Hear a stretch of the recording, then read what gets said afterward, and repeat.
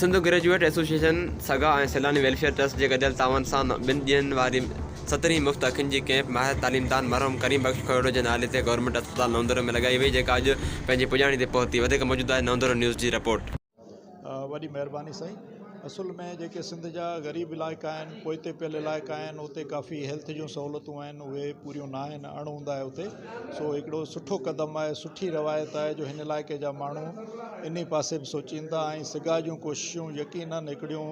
उहे नाक़ाबिले फ़रामोश आहिनि जो अखियुनि जो नूर वराइण जे सेक्टर में बि उन्हनि जूं काविशूं हिते जारी आहिनि। इन सिलसिले में कल्ह खां हिते कैंप सैलानी ट्रस्ट जे तरफ़ां हले पई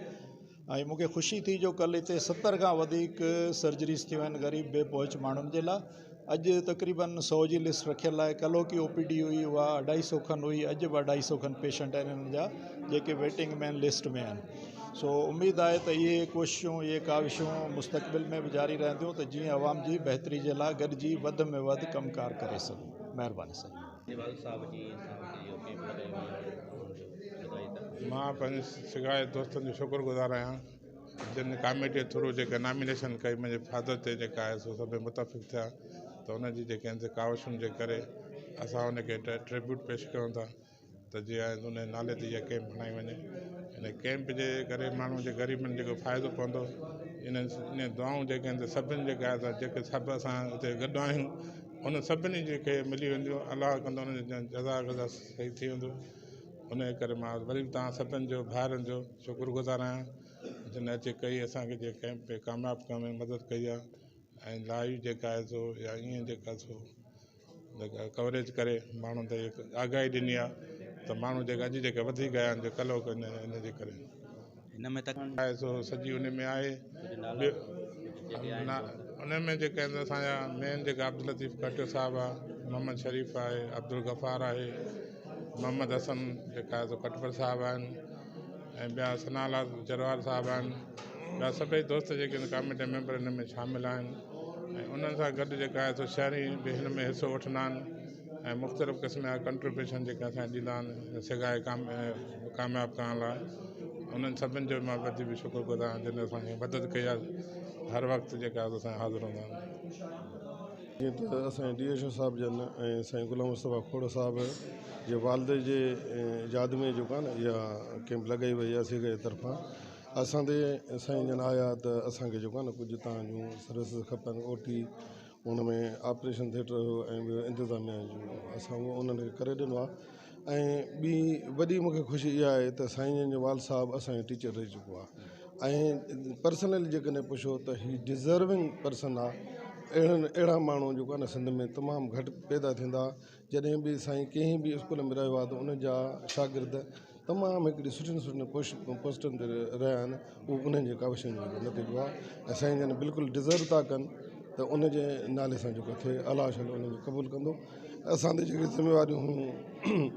बींग MS नवदेरो असां उहे पंहिंजी पूरी कोशिशि सां निभाए रहिया आहियूं। बाक़ी उमेदु आहे त अलाह ख़ैर सां थींदो। कल्ह 70 खां वधीक केसिस थिया, अॼु एक्सपेक्टेड 100 केसिस इनशाअल्लाह ताला थींदा। इन जी दुआऊं बि साण सां जेको आहे न उनजे हवाले कयूं था। धणी ताला उन रूह खे सवाब अदा ॾींदासीं। में जेका कैंप लॻाई वई आहे उहा हिकु अहिड़ी सुठी ॻाल्हि आहे जेका त कान्हे का ऐं शहर जे वॾे में वॾो मोज़िज़ इंसानु हुयो ऐं साॻियो में वॾो तालीमदान बि हुयो ऐं तंहिंखां पोइ हिते शहर में इन खां वधीक को बि पढ़ियल लिखियल माण्हू ऐं कमु करण वारो माण्हू कोन हो। हीअ जेका कैंप आहे सो उनजी यादि में लॻाई वई आहे ऐं सभिनी दोस्तनि यारनि इहो ई फ़ैसिलो कयो त सही नाले ते कैंप लॻारायूं। हीअ कैंप जेका आहे आमतौर ते तव्हां ॾिसो था पिया त सभई जेके ग़रीब माण्हू कल्ह खां वठी हाणे ताईं, कल्ह बि 74 मरीज़ थिया आहिनि ऐं हाणे बि जेके 70 ताईं रजिस्टर थी चुका आहिनि। बिस्मिल्लाहिर्रहमानिर्रहीम। ही सिगा जी 17वीं मुफ़्त अखियुनि जी कैंप आहे। पहिरियां बि सिगा सिंध ग्रेजुएट्स एसोसिएशन जे तरफ़ों मुफ़्त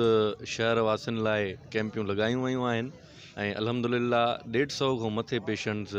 अखियुनि वारी कैंप मां किन खे ऑपरेशन ऐं किन खे लेंस लॻाए ऐं उन्हनि जो ट्रीटमेंट कयो वियो आहे।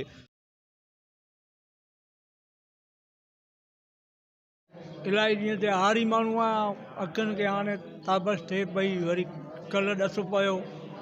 बसि आया ऐं अलाह करे खैर सां जान थी वञे। हीअ जेकी साईं जेको पाड़े जो आहे भलो हे जेका ड्यूटी ॾियनि था अलाह कामयाबु कंदनि असां ग़रीबनि जे का इहो सहारो इहो मसइलो रख खे हयाती अलाह जन्नत में जाइ ॾींदुसि उन जे तरफ़ां चवनि था कंहिं पी हणाई अथऊं पाड़े जाऊं ॾसु पियो आया आहियूं मसइलो हल थी वेंदो अलाह ॾेखारे थो कंहिं डॉक्टर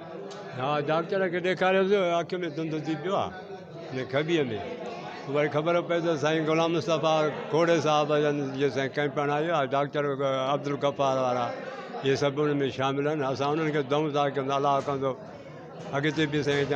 उन्हनि खे रब साईं वधाईंदो मदीने वारो शहनशाह ॿियो तव्हांजे सिर बख़्त जो ख़ैरु आहे कंदासीं जी हा उन्हनि जे बचन खे बि दऊं कंदा अलाह कंदो कामयाबु थींदा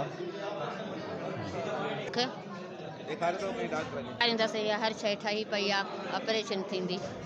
हीअ जेकी हणाई आहे त असांजी अखि करायो इहा बीजी वई आहे अखि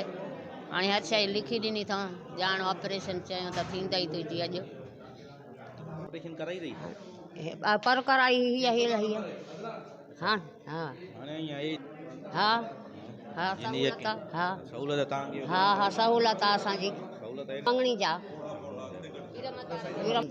नज़र बि घटि आहे राति जो नज़र बि घटि पए पई चयो हुयोसीं हिते अखियुनि वारा ईंदा आहिनि उन्हनि चयो अखि थींदी हे वीचारी ग़रीब हुई मिसकिन आहे गंज बचड़ा अथसि किथां जा आहियो असां दड़ो लही पछको ॿुधाई वा पोइ हिन न करे सघियो आहे पैसे जे हिसाब सां पोइ हाणे वरी जो आहे लॻी आहे त मां चयोमांसि मुंहिंजो हल भला ॾेखार जो थी वञे ते कराए हाणे इहो लिखी नथो अचे अखि थींदी अलाह करे वीचारी थिए ऊंघिया गंज बचड़ा अथसि नियाणी अथसि ॿाजरा अथसि अलाह करे हिते मुफ़्त में थिएसि त सुठो आहे फ़ाइदो आहे अलाह हुनखे वधाईंदो जेके इहे सवाब जा कमु कनि था अलाह साईं गंज ॾींदो न